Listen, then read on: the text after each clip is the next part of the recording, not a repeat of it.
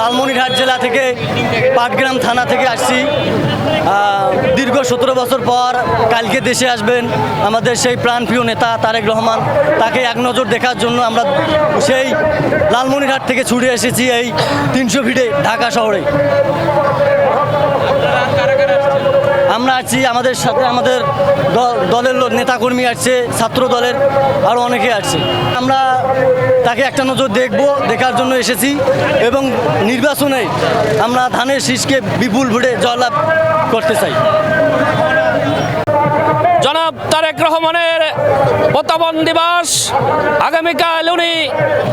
আগামীকাল 25 তারিখ তারেক রহমান সাহেব বীরের বেশে বাংলাদেশে আসবে। আমরা দেখতে পাচ্ছি এই সন্ধ্যা থেকে এই 300 ফিটের ভিতরে জনসমুদ্রে পরিণত হয়েছে। আমার বয়সে আমি এত মানুষ সঙ্গ দেখতে পাইনি। আগামীকাল ওনার ভাষণ শোনার জন্য আমরা বাগেরহাট থেকে ছুটে এসেছি। প্রিয় নেতা আমাদের মাঝে আমাদের দিক নির্দেশনামূলক বক্তব্য দেবেন। আগামী দিনের দেশ নায়ক উনি প্রধানমন্ত্রী হবেন এই আশাবাদ ব্যক্ত করছি। আজ সকালে রওনা দিছি বগুড়া থেকে। আমরা এখানে 12টায় এসেছি।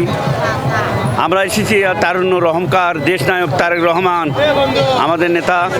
তিনি দীর্ঘ 17 বছর তিনি প্রবাসে ছিলেন।